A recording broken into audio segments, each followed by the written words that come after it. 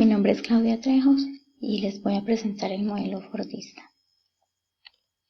El fordismo apareció en el siglo XX promoviendo la especialización, la transformación del esquema industrial y la reducción de costos.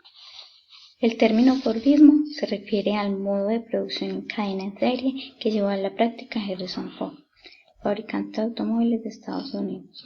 Este sistema comenzó con la producción de Ford Modelo T a partir de 1908, con una combinación y organización general del trabajo altamente especializada y reglamentada a través de cadenas de montaje, maquinaria especializada, salarios más elevados y un número elevado de trabajadores en plantilla. Fue utilizado posteriormente en forma extensiva con la industria de numerosos países hasta la década de los 70 del siglo XX, cuando fue reemplazada por el toyotismo. El fordismo apareció en el siglo XX promoviendo la especialización, la transformación del esquema industrial y la reducción de costos. La diferencia que tiene con el taylorismo es que esta innovación no se logró principalmente a costa del trabajador, sino a través de una estrategia de expansión del mercado. El fordismo, con ayuda anterior del taylorismo, llega para romper con este monopolio de trabajo y por un trabajo alineante, con características que llevan al obrero a perder ese monopolio y por ende perder el control de los tiempos de producción. Además, esta nueva clase trabajadora, los obreros, están sindicalizados, los cuales brindaba un respaldo frente a la opresión capitalista. Esta forma de agrupamiento llegó a Estados Unidos a través de la primera oleada de inmigrantes europeos fuertemente ligados al trabajo, los artesanos y gremios de trabajadores. Contexto histórico y socioeconómico de la época en que surgió el modelo. Contexto histórico. Antes de la Primera Guerra Mundial, en 1908, y comienzo de la Segunda Guerra Mundial, en 1939. El fordismo apareció en el siglo XX promoviendo la especialización, la transformación del esquema industrial y la reducción de costos. Recibe el nombre de Harrison Ford, creador de la línea de ensamble. Contexto socioeconómico. El fordismo es un sistema socioeconómico basado en la producción industrial en serie establecido antes de la Primera Guerra Mundial. Descripción de las empresas y sectores industriales donde empezó a ser utilizado. El fordismo fue el creador de las grandes transnacionales norteamericanas. De aquí que se afirma que esta teoría con basamento en el taylorismo ha invertido en el desarrollo de la mayoría de las empresas organizadas del mundo capitalista de décadas anteriores. Influenció principalmente las empresas del sector automotriz y la industria armamentista, motivada por la Primera y Segunda Guerra Mundial y la Guerra Fría. Principales representantes y aportes específicos al modelo. Henry Ford, industrial estadounidense, conocido por sus innovadores métodos en la industria de los vehículos a motor. Ford nació en una granja cerca de Dearborn, Michigan, el 30 de julio de 1863. En 1893 logró construir su primer coche y en 1903 creó la Ford Motor Company. En las primeras décadas del siglo, Henry Ford representaba su proyecto del modelo T, un auto accesible que lograría que la empresa pagara altos salarios e impulsara a la naciente clase media norteamericana.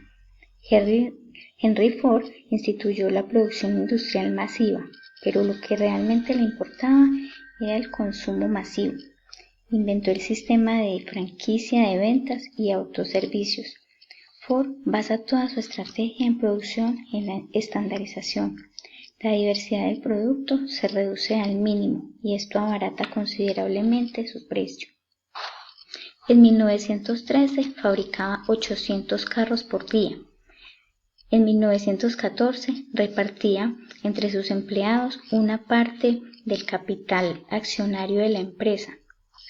En 1926 ya tenía 88 fábricas y empleaba a 150.000 personas, fabricando 2.000 carros por año. Sus aportes al modelo fueron: Proyecto Modelo T es un auto accesible, altos salarios para los trabajadores, para impulsar a la clase media norteamericana, producción industrial masiva, estandarización en la producción, reducción de costos de planta y estímulos al trabajador. Principales premisas o elementos fundamentales del modelo. El Fordismo trajo la producción en cadena, la cual hizo que los costos del adiestramiento de la mano de obra se redujeran. Esto también a su vez hizo que los salarios para los trabajadores aumentaran y así crece la capacidad de consumo. También se creó la división del trabajo, lo cual llevaba a que cada empleado tuviera una función específica. Esto llevó al aumento de la producción. Elementos fundamentales del modelo. Primero está la línea de montaje, producción en serie, estandarización e intercambiabilidad de las piezas, reducción de costos y aumento de la circulación de la mercancía. La intervención estatal keynesiana que produjo la conciliación entre capital y trabajo y políticas de acuerdo entre el obrero organizado y el capitalista. Técnicas y herramientas utilizadas por el modelo. Las principales técnicas utilizadas por el modelo fordista son cadena de montaje, desarrollo vertical, desde la materia prima hasta el producto terminado, y el desarrollo horizontal, desde la manufactura hasta la distribución. Contribución del modelo para el desarrollo de la administración. Disminución de los tiempos de producción. Reducción de inventarios en proceso. Aumento de la producción. Salario mínimo por día y hora y jornada máxima laboral de 8 horas. Líneas propias de crédito para la financiación de los vehículos.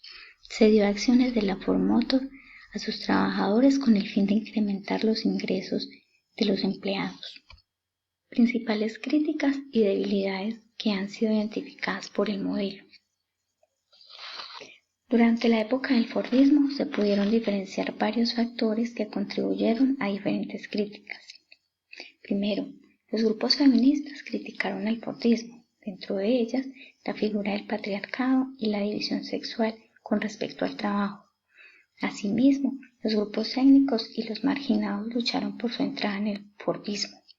La expansión en salario social a la que se vio obligado el Estado a hacer debido al reclamo de estos grupos, logrando que se repensara en la ética del trabajo, es decir, que se cuestionara el Fordismo y el Estado benefactor. Además, el aumento de presupuesto para ayuda que hizo el Estado ocasionó que se ampliara aún más la burocracia y que la infraestructura de los países fordistas sufrieran. Otro factor que se dio simultáneo al anterior, como fue la radicalización estudiantil. Se sabía que los estudiantes tampoco se querían someter a la cadena de mando fordista, porque entendían que ellos eran una fuerza de trabajo virtual o intelectual y de ninguna forma iban a ser mandados y ordenados por alguien, muy probablemente menos educado, en una fábrica fordista. La repetición y la falta de sentido en el trabajo desmotiva. Por lo tanto, el trabajador abandona o renuncia cuando puede, y el aumento de fluctuación incrementa también los costos de entrenamiento de estos obreros, en principio preparados como especialistas en campos muy restringidos. La repetición de tarea empeora el estado de salud del personal, enfermedades psicosomáticas, neurosis, etc. Pero el ausentismo también incrementa costes al tener que enrolar suplentes u organizar horas extraordinarias, etc. En casos de pleno empleo, el poco atractivo de esas tareas obliga a tener que pagarlas más, incluso que a otros puestos donde realmente se exige más cualificación. Muchos obreros ganan más que los empleados. La calidad de esos resultados desciende con la monotonía y la falta de concentración. Se incrementan los costos de coordinación al aumentar la especialización y la consiguiente falta de cooperación y de entendimiento con otros puestos de los que el superespecializado no comprende nada. Posición crítica frente a las ventajas y debilidades del modelo.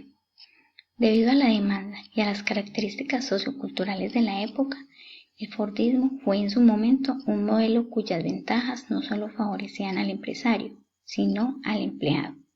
Por eso, a pesar de las debilidades que tenía el modelo, era tanta la demanda que evolucionaba por encima de ellas.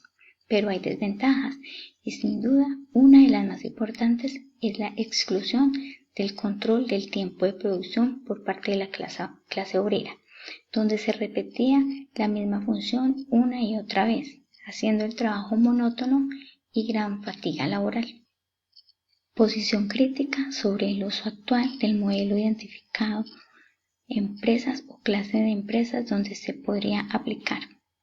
En la actualidad, las grandes empresas están en constante búsqueda de innovación, por lo que hace que el Fordismo, como lo conocemos, no pueda aplicar de forma acertada en estas. El Fordismo como modelo de producción resulta rentable siempre y cuando el producto pueda venderse a un precio relativamente bajo en relación a los salarios promedios, generalmente en una economía desarrollada. Aquí pueden apreciar la bibliografía. Aquí fue donde saqué el trabajo que les acabo de presentar. Eso es todo. Muchas gracias.